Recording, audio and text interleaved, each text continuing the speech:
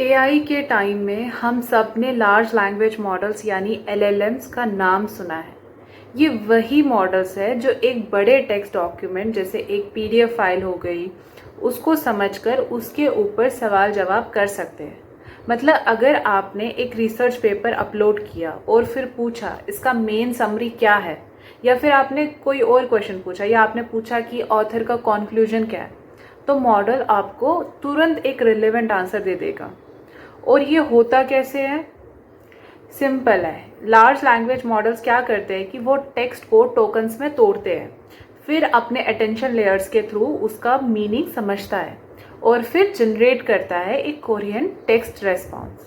फिर अब यहाँ एक प्रॉब्लम भी आती है। अगर उस पीडीएफ में सिर्फ टेक्स्ट है तो एलएलएम सुपर हेल्पफुल है, लेकिन अगर दूसरी तरफ क्या होगा अगर पीडीएफ के अंदर इमेजेस भी है, ग्राफ्स भी है, हैंड रिटन नोट्स भी है या डायग्राम्स भी हो। तो यहाँ पे इशू ये है कि एक नॉर्मल एलएलएम जो है वो सिर्फ टेक्स्ट हैंडल कर सकता है या किसी पिक्चर को डायरेक्टली रीड या अंडरस्टैंड नहीं कर सकता। मतलब अगर एक सेल्स रिपोर्ट का ग्राफ है तो नॉर्मल एलएलएम उसे इंटरप्रेट नहीं कर पाएगा, क्योंकि वो रॉ इमेजेस को एज इनपुट एक्सेप्ट ही नहीं करता। अब इसी लिमिटेशन को सॉल्व करते हैं विजन लैंग्वेज मॉडल्स यानी कि वीएलएम्स। वीएलएम्स को मल्टी मॉडल मॉडल्स भी बोलते हैं। मतलब ये मॉडल्स एक ही टाइम में अलग अलग मोडालिटी यानी टेक्स्ट और इमेजेस दोनों इनपुट्स लेकर प्रोसेस कर सकते हैं, फिर दोनों को कंबाइन करके एक नेचुरल लैंग्वेज में जवाब देते हैं। सोच के देखो, एक नॉर्मल एआई सिर्फ पढ़ता है, पर वीएलएम्स जो है वो ना ही सिर्फ पढ़ता है बल्कि वो देखते भी है।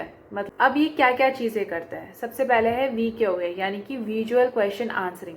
यानी आप एक इमेज दिखाते हो मॉडल को या कोई भी सवाल पूछते हो, कोई भी पिक्चर दिखाते हो। लेट सपोज आपने एक ट्रैफिक सिग्नल वाली पिक्चर दिखा दी मॉडल को और पूछा उससे यहाँ क्या सीन है।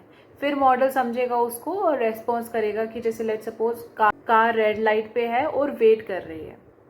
दूसरा है इमेज कैप्शनिंग, मतलब ऑटोमेटिक डिस्क्रिप्शन देना। अगर एक कुत्ता बॉल के पीछे भाग रहा है तो वीएलएम बोल देगा कि गोल्डन रिट्रीवर जो है पार्क में बॉल को फेच कर रहा है, खेल रहा है उसके साथ। ठीक है, तो बहुत पावरफुल चीज़ है ये, सिंपली बहुत अच्छी है, स्पेशली एक्सेसिबिलिटी के लिए। थर्ड है डॉक्यूमेंट अंडरस्टैंडिंग। मान लो आपने एक स्कैन रिसिप्ट उसको अपलोड कर दी, मॉडल रिसिप्ट का सारा कंटेंट जो है वो एक्सट्रैक्ट करेगा, ऑर्गेनाइज करेगा और आपको एक नीट समरी प्रोवाइड करेगा। ये यूज केस अकाउंटिंग और बिजनेस ऑटोमेशन में बहुत काम आता है, इवन हर एक जगह पे बहुत ज़्यादा काम आता है। फोर्थ है ग्राफ एंड चार्ट एनालिसिस। अगर एक पीडीएफ में बार चार्ट या लाइन ग्राफ सेल्स डेटा का है तो आप सिंपली पूछ सकते हो कि ट्रेंड किस तरफ जा रहा है, और मॉडल उस ग्राफ का डेटा जो है वो इंटरप्रेट करके आपको टेक्स्ट में आंसर करेगा, जैसे एक एनालिस्ट करता है। थोड़ा टेक्निकल क्वेश्चन आता है कि वीएलएम्स जो होते हैं वो कैसे काम करते हैं। इसको थोड़ा सिंप्लीफाई करके समझते हैं। नॉर्मल एलएलएम जो होते हैं उनका जो प्रोसेस होता है वो स्ट्रेट फॉरवर्ड होता है। इनपुट टेक्स्ट जाता है, टेक्स्ट टोकनाइज होता है, अटेंशन लेयर्स उसको प्रोसेस करते हैं और फिर टेक्स्ट आउटपुट जनरेट होता है। पर वीएलएम के केस में एक एक्स्ट्रा इनपुट होता है, वो होता है इमेज। अब प्रॉब्लम ये है कि जब एलएलएम रॉ पिक्सल समझ ही नहीं पाता तो सोल्यूशन क्या है इस चीज़ का? अब यहाँ पे काम आता है एक मॉड्यूल जिसको हम बोलते हैं विजन एनकोडर।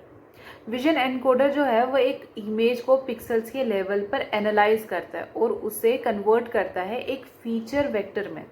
मतलब एक मैथमेटिकल रिप्रेजेंटेशन जो ऑब्जेक्ट टेक्सचर, शेप और रिलेशनशिप्स को कैप्चर करता है, लेकिन अननेसेसरी डिटेल्स जो होती है जिसकी ज़रूरत नहीं है उसको हटा देता है। अब दिक्कत ये है कि एलएलएम टोकन्स के साथ काम करता है, पर इमेज एम्बेडिंग्स तो टोकन्स की तरह डायरेक्टली यूज़ नहीं हो सकते, इसीलिए यूज़ किया जाता है एक प्रोजेक्टर।